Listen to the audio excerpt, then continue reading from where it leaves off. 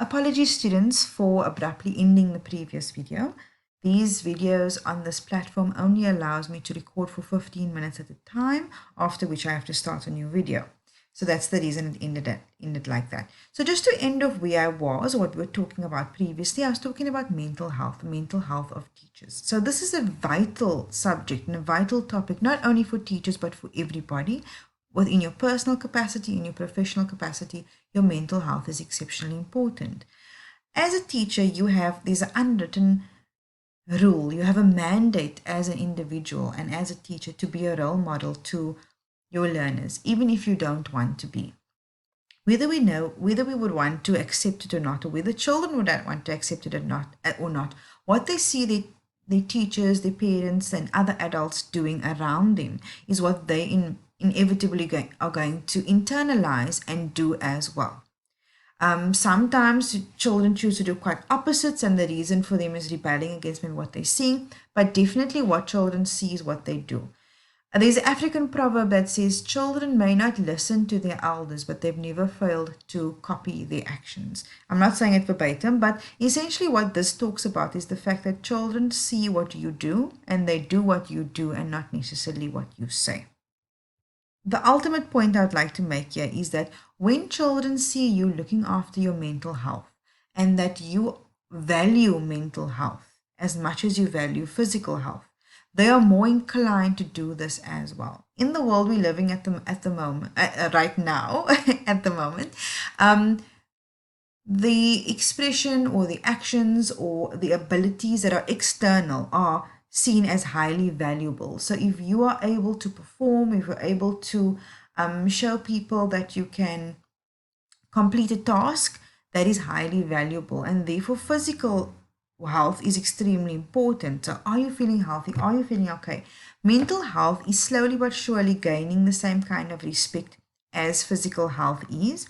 And part of your role as a teacher is to teach your students that being mentally healthy and considering mental health in our choices or in our actions and in our considerations is exceptionally important. So part of this is for you to look after yourself as a teacher, as an individual, so that your learners can learn from you too. And of course, for you to reach out, mobilize support in the instances where you're not feeling okay and you just need some time, you just need some break, with a bit of a break, which is so important for teachers.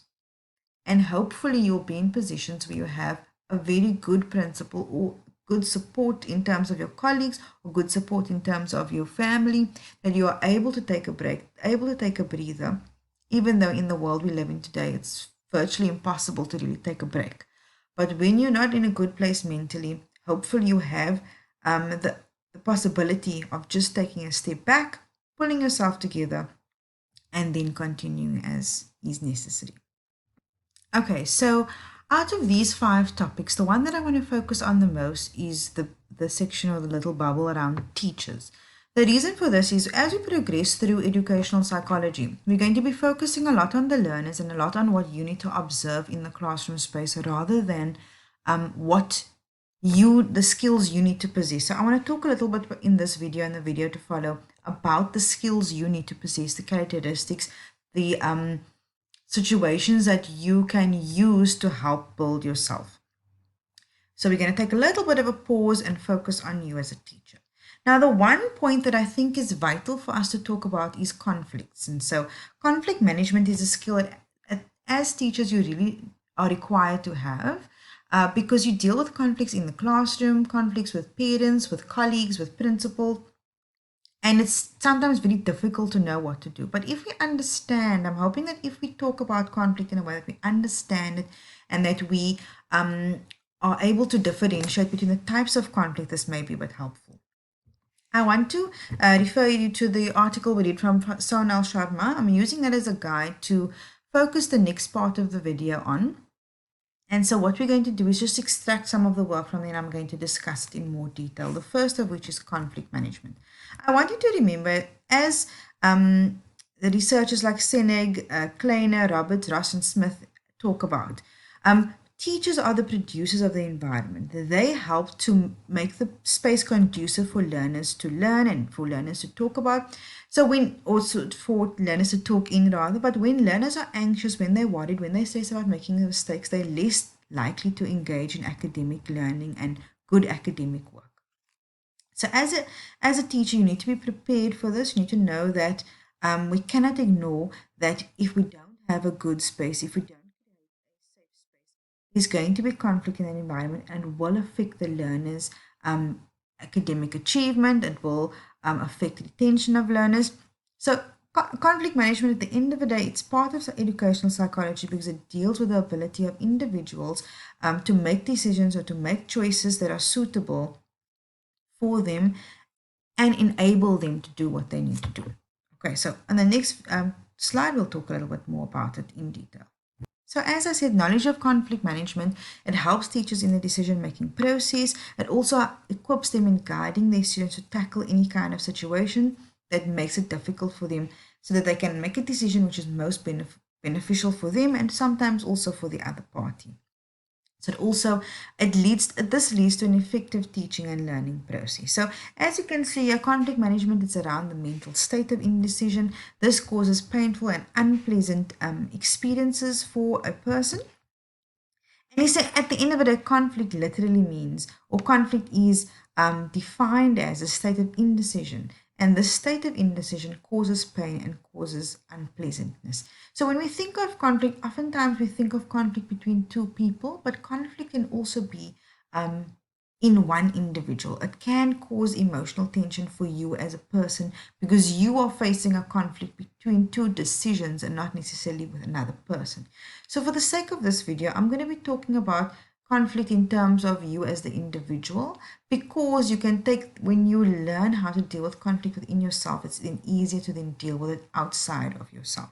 Okay, so according to Fernald, the tension or stress involved when making decisions or making different types of decisions that may be equally attractive or unattractive to you is what really causes that feeling of anxiety and stress within yourself. Conflict is a state of confusion for an individual where your desires are maybe difficult to achieve, or you're unsure of how to step forward to be able to make a choice between two opposing wishes or desires. And you basically stay or remain within a state of confusion. So I'm going to be talking about the general or three types of confusion for an individual, and you can see it on the diagram in front of you. We'll be talking about the approach conflict, or it can also be called the double approach conflict. We'll be talking about the approach avoidance conflict and then the double avoidance conflict.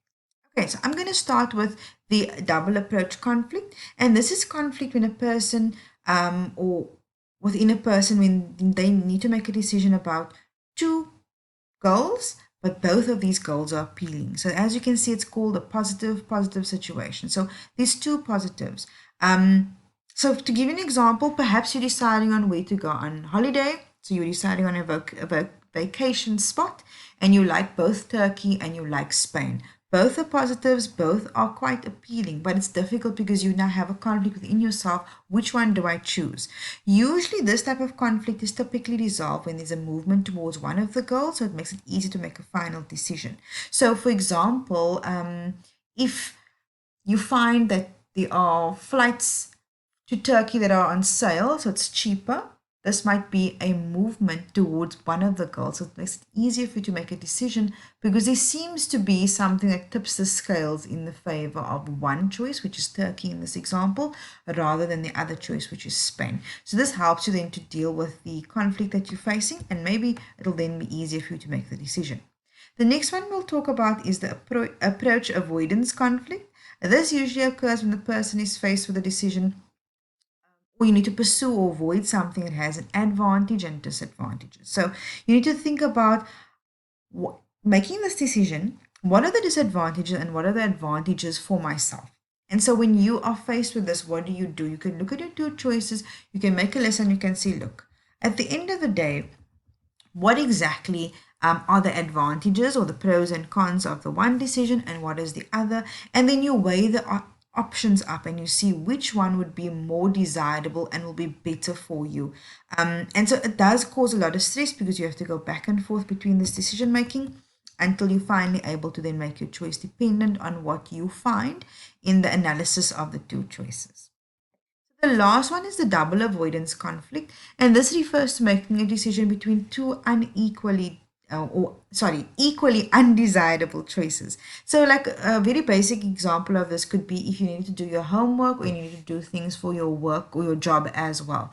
So these are two, you need to decide which one do I do first. Both is not something you necessarily want to do because you may just want to be laying on the couch watching Netflix, but you need to make a decision. So in this case, it will be two equally undesirable choices.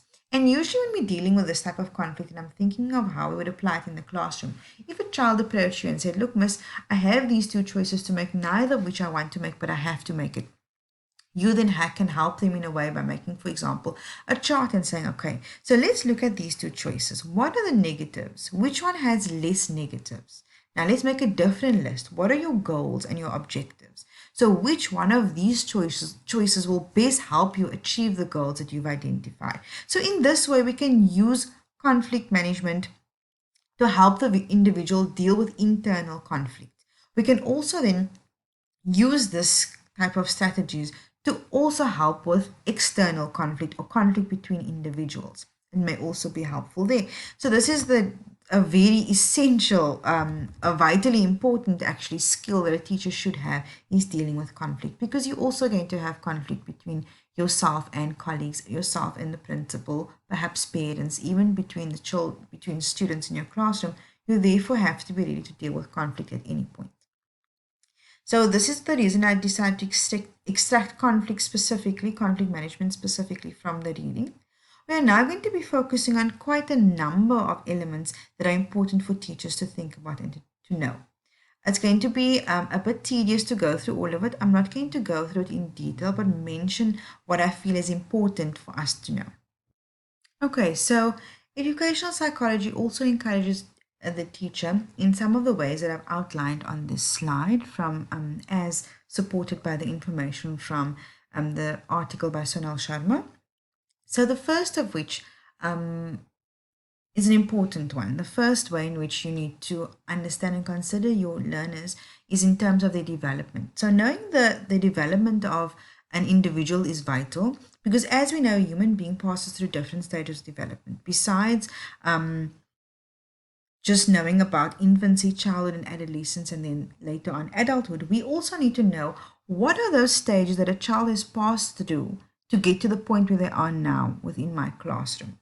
In terms of development, have they been sufficiently supported to go through each of these stages and to be able to be in a space where they can sit in my classroom and be prepared physically, mentally, emotionally, psychologically, socially to be in this space. So knowing or understanding the development will help you to see if your students are ready to be in the classroom where you are wanting them to be, and also for them to be at the level where they are able to meet the requirements.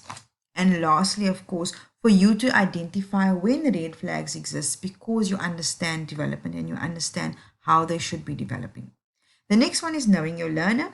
Very important and also quite simple to understand. Knowing your learner, having and building a relationship with them does improve in the teaching and learning process.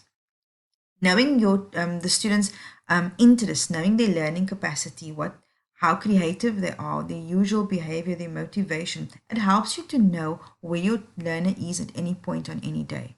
If you usually have a child who is very happy-go-lucky, always ready to help, always ready to be involved, and you notice that their behavior has changed, this of course can be an indicator to you that something else is going on that you perhaps need to be dealing with before you can even get to the content for the day. We've once again very quickly reached the end of our 15-minute period for this video. I'll be discussing the rest of these points in the video that follows. I'll also be providing some examples for you to just really put this into perspective for yourself as a teacher in training.